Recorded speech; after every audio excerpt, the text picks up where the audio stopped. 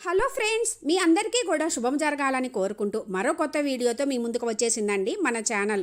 ఈరోజు మనం ఈ వీడియోలో ధనధాన్యాభివృద్ధి కోసం అష్టైశ్వర్యాలను ప్రసాదించే అక్షయ పాత్రను మన ఇంట్లో ఎలా ప్రతిష్ఠించుకోవాలి, కావలసిన పూజా సామాగ్రి ఎక్కడ పెట్టుకోవడం వలన కలిగే ఫలితాలు, పెట్టుకున్న తర్వాత అందులో వాటిని ఏమి చేయాలి, ఏ రోజుల్లో పెట్టుకోవాలి, మధ్యలో ఎప్పుడు తీసి శుభ్రం చేసి మార్చుకోవాలి, ఏ మూలలో పెట్టుకోవాలి, అసలు అక్షయ పాత్రను ఎందుకు పెట్టుకుంటాము, అందులో ఎందుకు క్లీన్ చేస్తే అంటే అందులో ₹1 అయినా ఉంచాలి అని చెప్తారు కదండి.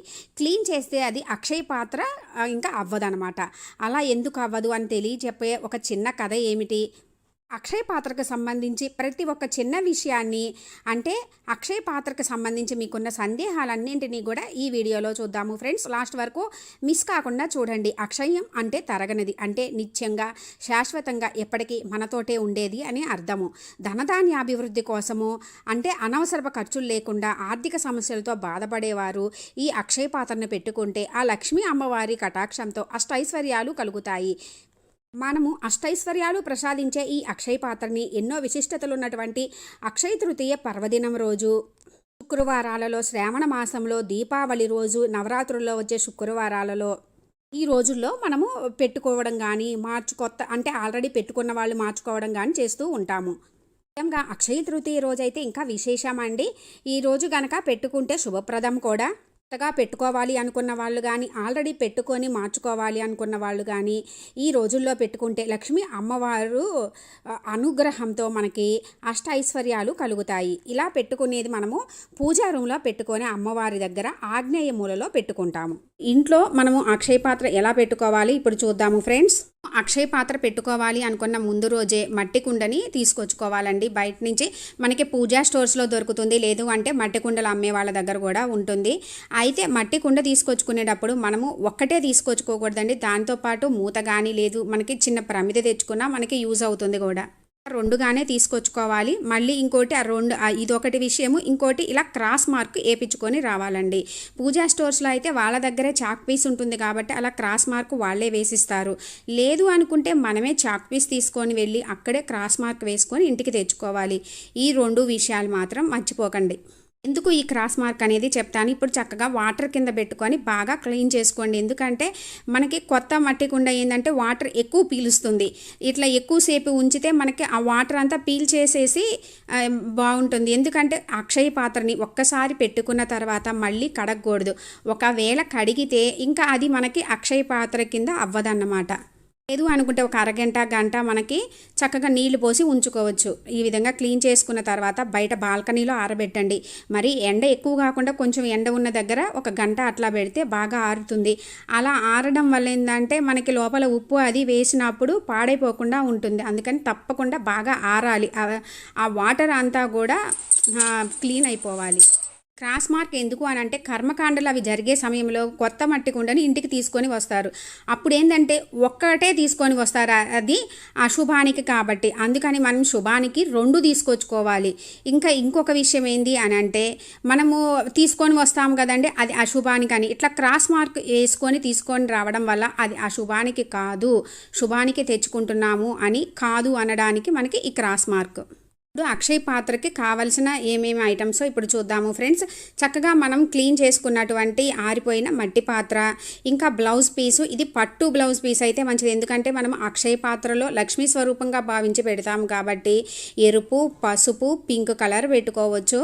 ఇంకా లేదు అనుకుంటే పట్టుది లేకపోయినా మామూలుది కూడా పెట్టుకోవచ్చండి.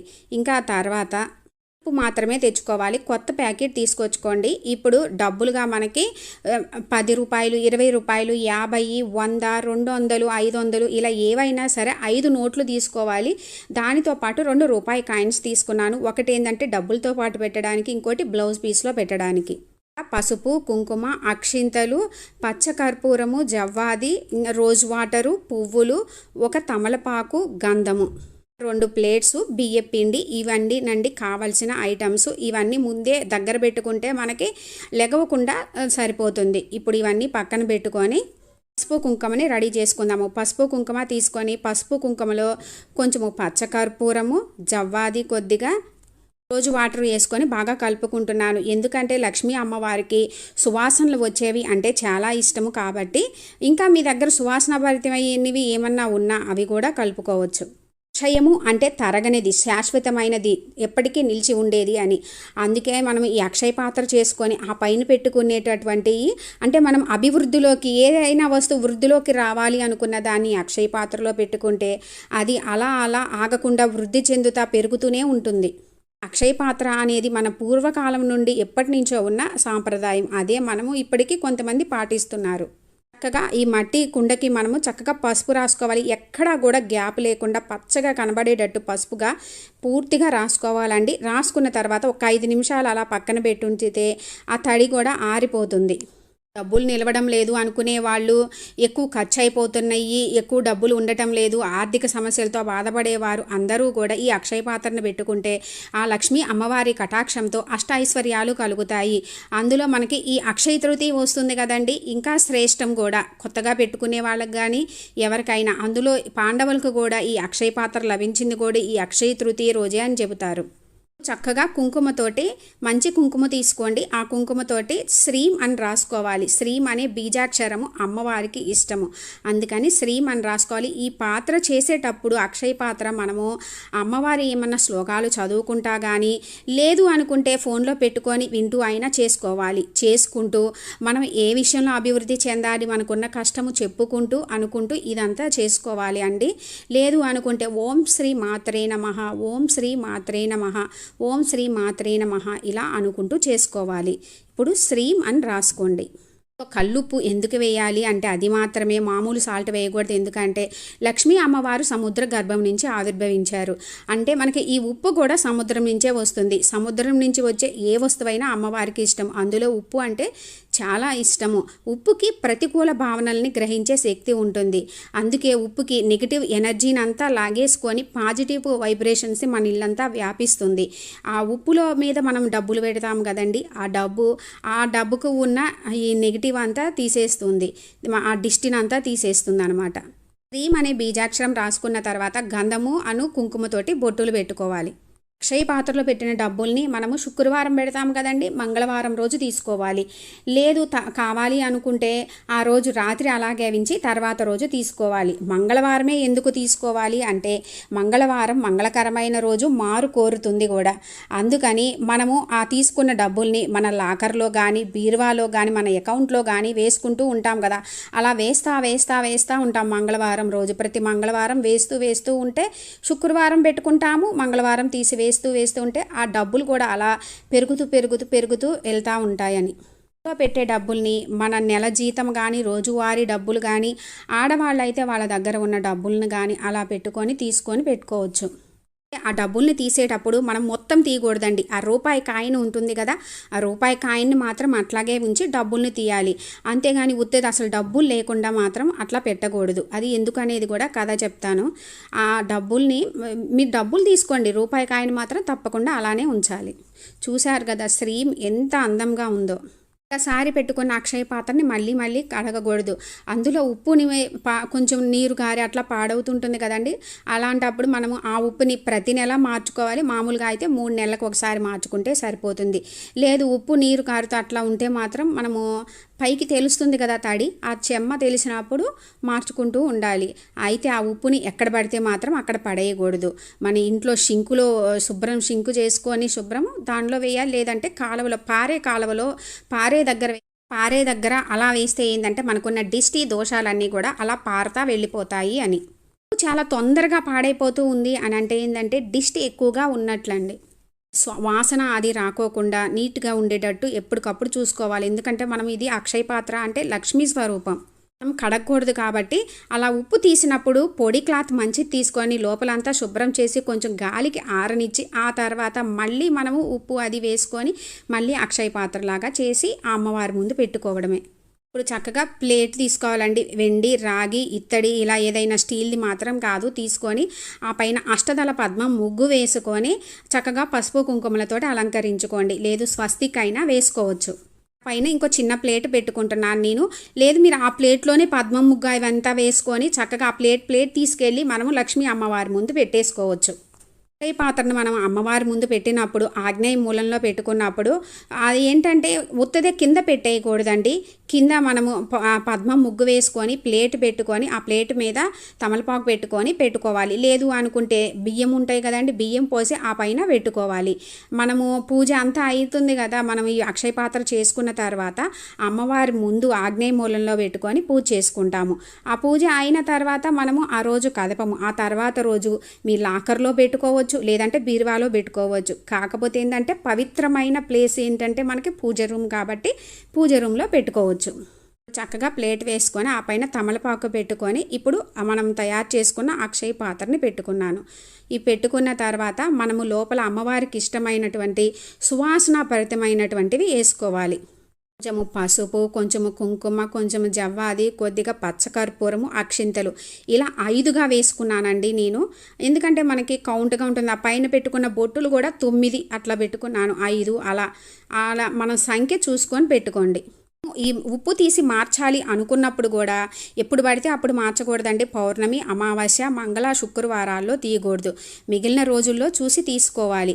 అది కూడా ఏంటి, మనకి అలాంటి రోజుల్లో తీయడం వలన ఏమవుతుందంటే మనకి ఇంట్లో డబ్బు నిలవదు, వచ్చిన డబ్బు వచ్చినట్టు ఖర్చు అయిపోయి అంత అశుభం జరుగుతుంది. అక్షయ పాత్ర పెట్టుకున్న రోజులు ఉంచుకొని తీసేయాలి అనుకుంటే బుధవారం, ఆదివారం రోజుల్లోనే తీయాలి. ఇంకెప్పుడు పడితే అప్పుడు తీయకూడదు. ఇప్పుడు చక్కగా అన్నీ వేసుకున్న తర్వాత కల్లుప్పు 3 గుప్పిళ్ళు వేసుకుంటున్నాను. 3 లేదా 5 వేసుకోవాలి. మరి నిండా వేయొద్దండి. హాఫ్ వరకు కానీ పావు వరకు మాత్రమే వేసుకోవాలి. ఇప్పుడు బ్లౌజ్ పీస్ తీసుకొని బ్లౌజ్ పీస్ లోపల 1 రూపీ కాయిన్కి గంధము బొట్టు పెట్టుకొని లోపల పెట్టి ఆ ఉప్పు పైన పెడుతున్నానండి. ఈ బ్లౌజ్ పీస్లో మీ దగ్గర అమ్మవారి రూపు ఉన్నా లేదా వెండి కాయిన్ ఉన్నా ఏదైనా బంగారపది ఉన్నా ఏవైనా పెట్టుకోవచ్చు.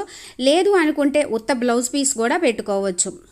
ఇంకా ఆ బ్లౌజ్ పీస్లో అమ్మవారికి ఇష్టమైనటువంటి వస్తువులు ఏవైనా లక్ష్మీ గవ్వలు, గోమతి చక్రాలు ఇలాంటివి కూడా పెట్టుకోవచ్చు. ఇప్పుడు ఆ పైన మనకి నోట్లు మన దగ్గర ఏముంటే అవి కొత్త నోట్లు 5 పెట్టుకోవాలండి. 1, 2 అలా పెట్టకూడదు. 5 నోట్లు 10 రూపాయలు అయినా సరే 5 నోట్లు పెట్టుకోవాలి. 5 పెట్టుకొని దానితో పాటు 1 రూపీ కాయిన్ కలిపి పెట్టాలి. ఆ 1 రూపీ కాయిన్ కూడా కలిపి ఈ విధంగా బాగా మడత పెట్టుకోవాలి. బ్లౌజ్ పీస్ అనేది పెట్టుకున్న తర్వాత మనకి ఇక అది అక్షయ పాత్రగా రెడీ అయిపోయినట్లే. ఆ తర్వాత ఆ పైన మనం ఏది పెట్టుకున్నా అది మనకి అభివృద్ధి చెందుతూ ఉంటుంది. ఇవన్నీ పెట్టుకున్న తర్వాత ఆ పైన కొన్ని అక్షింతలు, పసుపు, కొంచెం కుంకుమ వేసుకోవాలండి. వేసుకున్న తర్వాత ఈ అక్షయ పాత్రని తీసుకువెళ్ళి మనము పూజా రూమ్లో లక్ష్మీ అమ్మవారి ముందు ఆగ్నేయ మూలలో పెట్టి పూజించుకోవాలి.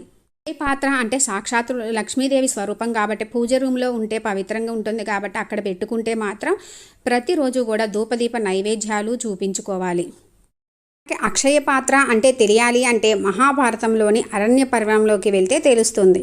పురాణాల ప్రకారం మహాభారతంలో పాండవులు వనవాసానికి వెళ్తున్న సమయంలో వారి వెంట చాలామంది బ్రాహ్మణులు సుమారు 10,000 మంది వారి వెంట వెళ్ళారు. పాండవులు వద్దని చెబుతున్న దుర్మార్గులు ఉండే కౌరవ రాజ్యంలో తాము ఉండలేమంటూ తాము కూడా మీ వెంటే వస్తామని చెప్తారు. దీంతో పాండవులు వీరందరినీ ఎలా పోషించాలి అనే మార్గం తెలియక తీవ్రంగా ఆలోచనలో పడతారు.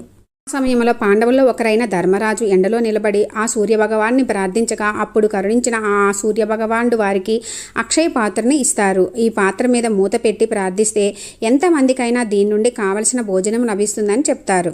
అయితే ఈ అక్షయ పాత్రకు ఒక నిబంధన ఉంది. దాన్ని ఎవరైనా ఎప్పుడైనా ఎక్కడైనా కడిగి బోర్లిస్తే మాత్రం అది దాని శక్తి కోల్పోతుంది. ఇక ఆ రోజు నుంచి ఎలాంటి ఆహారం అనేది మనకు లభించదు. కాబట్టి దీన్ని మీరు జాగ్రత్తగా అందరికీ పోషించండి అని చెప్పారు సూర్యభగవానుడు. కొన్ని రోజుల పాటు పాండవులు తమ వెంట వచ్చిన బ్రాహ్మణులు అందరినీ కూడా పోషిస్తూ వచ్చారు. ఇదే సమయంలో కౌరవులకి ఒక అనుమానం వస్తుంది. పాండవుల దగ్గర ఏమీ లేదు, అయినా వీరు ఇంతమందిని ఎలా పోషిస్తున్నారో తెలియక వారు కోపంతో రగిలిపోతూ ఉంటారు. అంటే సమయంలో దుర్వాస మహర్షికి దుర్యోధనుడు ఈ విషయం చెప్తాడు. ఇక ఆ మహర్షి అటు వెళ్తూ పాండవుల వద్దకు ఆతిథ్యానికి వెళ్తారు. మహర్షి, నేను స్నానం చేసి వస్తాను, ఈలోపు మీరు అన్నింటినీ సిద్ధం చేసి ఉంచండి అని వారితోటి చెప్తారు. పాండవులంతా కలిసి మహర్షి ఆతిథ్యానికి అన్నీ సిద్ధం చేయమని ద్రౌపదికి చెప్తారనమాట. దీంతో ఆమె కంగారులో అంటే అన్నీ చేసే కంగారులో అక్షయ పాత్రను కడిగేస్తుంది. దీంతో ఆ పాత్రలో నుండి ఎటువంటి ఆహారం అనేది రాదు. దీంతో ద్రౌపదీదేవి ఇప్పుడు ఎలా అని చింతిస్తూ కూర్చుంటుంది. విషయాన్ని ద్రౌపదీదేవి పాండవులకు చెబుతుంది. అప్పుడు పాండవులంతా కలిసి కృష్ణ భగవాన్ని ప్రార్థిస్తారు. అప్పుడు కృష్ణుడు అక్షయ పాత్రని సరిగా చూడమని, కనీసం ఒక్క మెతుకైనా దొరుకుతుందని చూడమని చెప్తాడు. అప్పుడు ద్రౌపది పాత్రలో మరొకసారి చూస్తుంది. ఒక్క అన్నం మెతుకు దొరుకుతుంది. దాన్ని తెచ్చి కృష్ణుడికి ఇస్తుంది. ఆ మెతుకును ఉపయోగించి కృష్ణుడు తన మాయతోటి వారి కడుపు నిండేలా చేస్తాడు. అందుకే మనము అక్షయ పాత్రలో నుంచి డబ్బులు తీసేటప్పుడు ఆ రూపాయి కాయిన్ పెడతాం కదండి, ఆ కాయిన్ అట్లాగే ఉంచి మిగిలిన డబ్బు తీసుకోవాలి. అంతేగాని రూపాయి కాయిన్తో పాటు మొత్తం డబ్బులు తీసేసేయకూడదు. ఒక్క కాయిన్ అయినా సరే ఉంచాలి. అందుకే మనము అక్షయ పాత్ర పెట్టుకున్న తర్వాత కడగకూడదు, అందులో నుంచి మొత్తము డబ్బులు తీయకూడదు అన్నమాట. ఆ ఒక్క రూపాయి కాయినే మనకి ఎక్కువ ధనాన్ని ఇచ్చి మనల్ని వృద్ధి చేసేటటువంటి ఒక దానిలో ఉన్న ఆ ఒక్క అన్నం మెతుకు ఎలా, అలాగే ఈ ఒక్క రూపాయి కాయిన్ కూడా. ఒక్క రూపాయే కదా ఏముందిలే అలా అనుకోమాకండి. అందులో తప్పకుండా ఏదో ఒక కాయిన్ కానీ మనీ కానీ ఉండాలి. అందుకే మనం పెట్టేది రూపాయి కాయిన్ పక్కన కూడా. తెలిసింది కదా ఫ్రెండ్స్, అక్షయ పాత్ర ఎంత విశిష్టమైనది, అందులో ఉన్న వాటిని ఎలా చేయాలి, ఏమిటి, ఎలా, ఈ మొత్తం విషయాలు నాకు తెలిసినవన్నీ మీతోటి షేర్ చేసుకున్నాను ఫ్రెండ్స్. విశేషమైనటువంటి అక్షయ పాత్రను మీకు కుదిరినప్పుడు, ముఖ్యంగా అక్షయ తృతీయ రోజు, అంటే పాండవులకు సూర్య భగవానుడు అక్షయ పాత్రను అందించింది కూడా అక్షయ తృతీయ రోజే కాబట్టి రోజు పెట్టుకుంటే అమ్మవారి అనుగ్రహంతో ధనధాన్య వృద్ధి కలుగుతుంది అన్నమాట. అమ్మ అనుగ్రహం కూడా కలుగుతుంది. ఒకవేళ అందరికీ ఈ రోజు కుదరని వాళ్ళు ఏ రోజుల్లో పెట్టుకోవాలో చెప్పాను కదా ఫ్రెండ్స్, ఆ రోజుల్లో పెట్టుకోవచ్చు. అందరూ అనుకుంటారు అక్షయ పాత్ర అనగానే, అక్షయ పాత్ర పెట్టుకోగానే డబ్బులు వచ్చేస్తాయి, మనం కష్టపడుకోకుండానే డబ్బులు వచ్చేస్తాయి. అట్లా కాదండి. అందులో పెట్టుకుంటే, అంటే ఇప్పుడు మనం కొన్ని చేస్తే ఏంది అని అంటే మనకి మంచి జరుగుతుందని, అంటే ఖర్చులు తగ్గుతాయని, కొంత జాగ్రత్త కలుగుతుంది, అమ్మవారి అనుగ్రహంతో మనకి దినదినాభివృద్ధి, ధనం కూడా వృద్ధి అవుతుంది అని. అంతేగాని కష్టపడుకోకుండా అందులో డబ్బులు పెట్టేసి వచ్చేస్తాయి అని అయితే కాదు. అక్షయ పాత్రని అందరూ పెట్టుకోవచ్చా లేదా అనే డౌట్ వస్తుంది ఫ్రెండ్స్.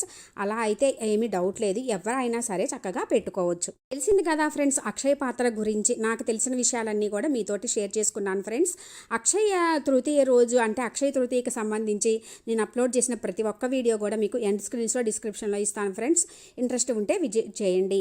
అక్షయ తృతీయ పర్వదినం రోజు ఆ అమ్మవారిని భక్తి శ్రద్ధలతో మనస్ఫూర్తిగా పూజించుకొని ఆ అమ్మ అనుగ్రహంతో మీకు అన్నింటా విజయం చేకూరాలని కోరుకుంటున్నాను ఫ్రెండ్స్. Thanks for watching.